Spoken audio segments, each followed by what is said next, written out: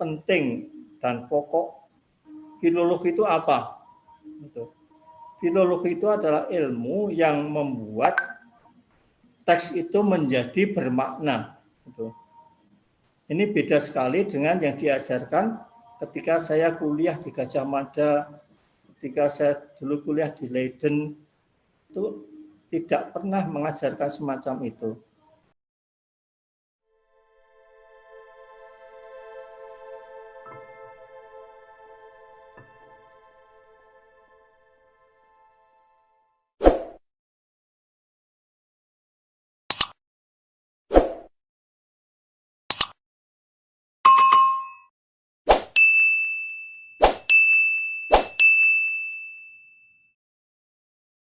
Kemudian yang kelima itu adalah Serat Salokopotro.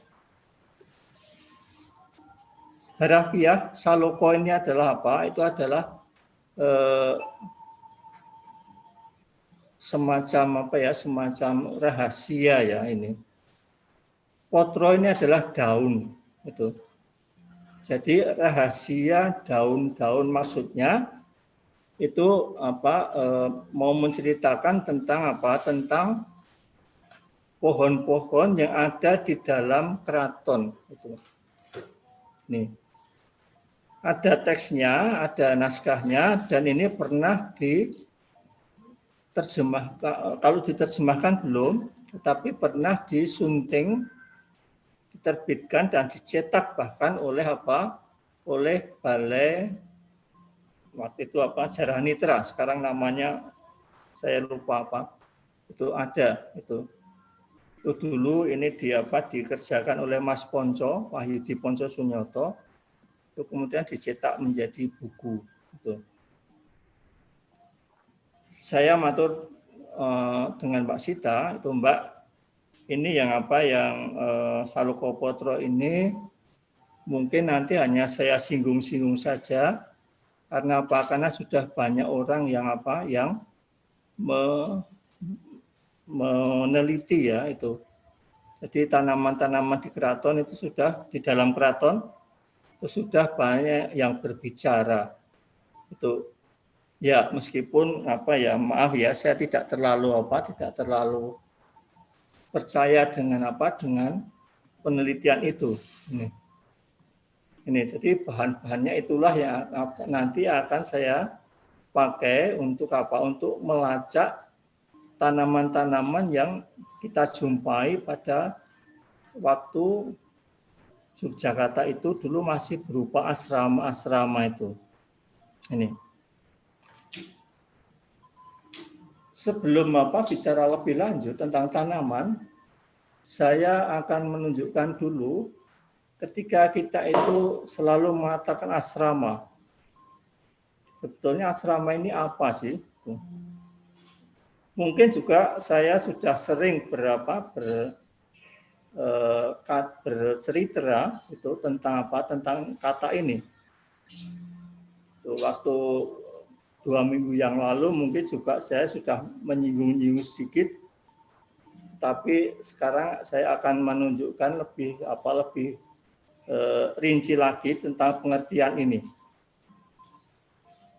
Seperti sudah selalu saya katakan, saya masih akan memulai dengan sistem gramatika, tetapi saya mengikuti tradisi gramatika Jawa kuno dan Sanskerta. Oleh karena itu selalu akan mulai dengan istilahnya itu nirukta. Nirukta itu adalah apa? Adalah etimologi.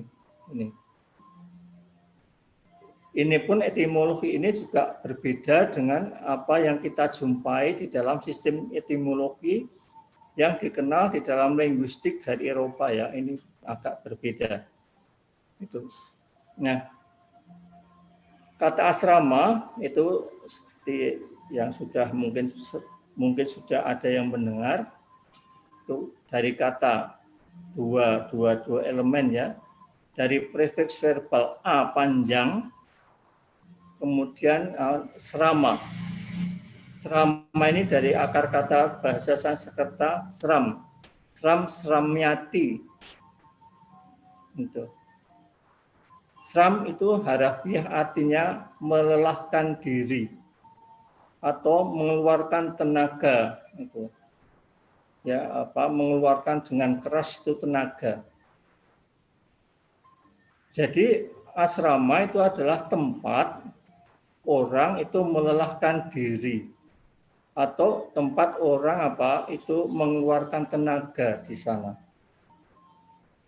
Jadi ketika kita berbicara tentang asrama itu di sana itu adalah tempat orang-orang melelahkan diri. Melelahkan diri untuk apa? Melelahkan diri untuk belajar. Gitu. Oleh karena itu asrama ini bisa difahami menjadi dua macam pengertian. Itu ada asrama dalam pengertian itu adalah ruang, dan yang kedua itu adalah asrama dalam pengertian sistem. Asrama dalam pengertian ruang itu adalah ruang tempat orang melelahkan diri tadi. Di situ orang melakukan pembelajaran dengan berbagai macam ilmu pengetahuan itu. Oleh karena itulah mengapa asrama ini kemudian secara ruang itu selalu disebut dengan dengan tempat suci itu. Jadi nanti akan berkaitan dengan pohon tadi. Kemudian itu asrama sebagai sistem. Di situ di dalam asrama ini di situ itu ada tempat pembelajaran orang itu dengan mengikuti sistem Brahmanik pada masa itu. Yaitu sistem Brahmanik ini itu ada yang disebut dengan sistem catur asrama. Catur asrama ini seperti sudah sebutannya itu mengatakan catur itu adalah 4. Yang pertama itu adalah Brahmacari. Brahmacari itu ketika orang itu menjadi siswa, belajar itu di situ. Dia belajar dengan cara yang disebut Upanishad. Ya, Upanishad. Upanishad itu artinya itu duduk bersimpuh di kaki guru. Ya, jadi dia belajar bersimpuh di kaki guru. Dan apa yang diajarkan di sana itu adalah berbagai macam ilmu pengetahuannya. Itu kalau sebetulnya kalau kita mau merinci itu ada 137 macam ilmu pengetahuan yang diajarkan di dalam asrama itu. Tapi ini saya ringkas saja, itu ada 5, yaitu ilmu pengetahuan yang sifatnya itu lahiriah. Itu misalnya itu pengetahuan tentang astronomi, kemudian pengetahuan tentang tentang pertanian, kemudian tentang perdagangan itu, dan yang pokoknya yang berkaitan dengan hidup sehari-hari. Kemudian ada pengetahuan yang sifatnya itu filosofis gitu. Kemudian ada di sana diajarkan bahasa. Kemudian seni dan religi itu. Ya, jadi asrama ini mengajarkan itu. Ini. Jadi selama seorang brahmacari itu belajar, dia akan ditempa oleh seorang brahmana ini dengan pengetahuan-pengetahuan itu. Dan perlu diketahui bahwa setiap asrama itu mempunyai kekhasan pengetahuan. Oleh karena itulah seorang brahmacari ini diwajibkan untuk melakukan tirta yatra. Dia menjadi seorang tirta yatri. Itu artinya dia itu harus melakukan perjalanan ke tempat-tempat yang akan menyeberangkan dia menuju satu keadaan A ke keadaan B. Keadaan tidak tahu menjadi keadaan tahu. Itu. Oleh karena dia nanti harus mengunjungi asrama-asrama yang lain. Gitu. Jadi umpamanya asrama A mempunyai kekhasan di bidang pertanian. Itu pun juga nanti pertaniannya itu juga akan khas. Nanti yang ditanam itu apa di sana. Gitu. Nah, dia diwajibkan untuk berkunjung nanti ke asrama B yang mempunyai keistimewaan yang berbeda itu dengan yang tempat dia belajar. Jadi seperti yang sudah saya bicarakan 2 minggu yang lalu, dia melakukan tirta yatra ini itu melalui sungai-sungai itu, gitu ya. Sungai-sungai yang ada di daerah Mataram atau Yogyakarta sekarang. Itu. Ini Brahmacari itu. Ini. Ketika dia nanti dinyatakan lulus, itu dia akan mendapat serempang yang bernama upawita. Dan upacara pengalungan serempang itu disebut dengan nama upanayana. Ini. Kalau setelah dia dinyatakan lulus, dia diperbolehkan untuk pulang dan melakukan berhasta. Berhasta itu artinya itu membangun rumah tangga. Jadi kalau kebetulan dia itu seorang pangeran itu nanti dia akan menjadi raja. Itu. Ya, kalau kita melihat apa yang dilakukan oleh raja-raja Jawa dulu itu selalu selalu dalam tanda kutip ya menyekolahkan putra-putranya ini di asrama ini pada seorang brahmana itu. Nah, ketika ini dia sudah boleh dikatakan menggantikan kedudukan ayahnya, kemudian dia nanti akan membangun rumah tangga. Mungkin dia beristri, kemudian nanti akan mempunyai anak. Nah, sementara raja yang lama itu akan mengundurkan diri dari kerajaan, kemudian memasuki kehidupan yang berikutnya, itu yang bernama Wanaprastha.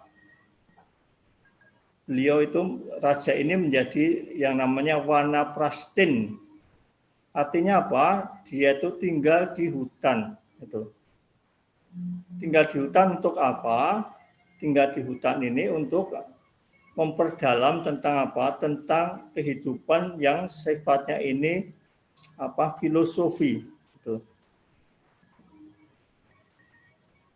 Di situ raja yang bersangkutan seorang Wanaprastin ini itu memperdalam pengetahuan yang sifatnya filosofi itu sampai dia nanti menuju ke tingkat yang terakhir yang disebut dengan nama samnyasin atau sering juga disebut dengan nama biksuka.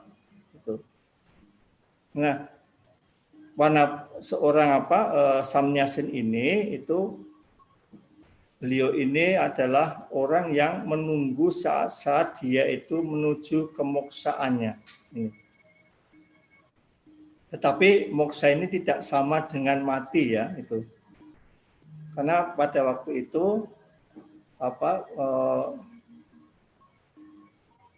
orang pada waktu itu tuh tidak ada kata mati seperti yang sekarang kita pahami ini. Itu agak berbeda. Misalnya seperti Browijoyo itu mengalami kemoksaan. Itu kalau kita cari itu makamnya itu kalau kita gali itu ya nggak ada entah tulangnya, entah bekas-bekas tulangnya ya nggak ada. Itu karena apa? Karena di situ tuh hanya petilasan-petilasan tempat dulu beliau ini melakukan samniasa itu. Ini menjalani kehidupan untuk mencapai kemoksaan. Inilah. Maka asrama ini kemudian disebut sebagai sebagai sistem kehidupan semacam itu. Ini. Nah, di dalam sistem asrama semacam ini itu pembelajarannya itu yang diberikan oleh para brahmana itu adalah sistem pembelajaran yang sifatnya itu ya kalau dengan bahasa sekarang itu hermeneutika brahmanik ya itu. Jadi hermeneutika menurut tradisi brahmana itu. Jadi kalau sekarang kita itu banyak membaca hasil penelitian yang dilakukan oleh orang-orang Eropa, itu kadang-kadang menjadi lain sekali gitu ya. Itu ini. Oleh karena itulah kemudian saya nanti juga akan mengikuti ketika saya memakai filologi untuk memahami naskah-naskah itu, saya juga akan mengikuti tradisi itu. Ini. Dan di dalam tradisi Jawa kuno atau Sanskerta yang penting dan pokok filologi itu apa? Filologi itu adalah ilmu yang membuat teks itu menjadi bermakna. Ini beda sekali dengan yang diajarkan ketika saya kuliah di Gajah Mada, ketika saya dulu kuliah di Leiden, itu tidak pernah mengajarkan semacam itu.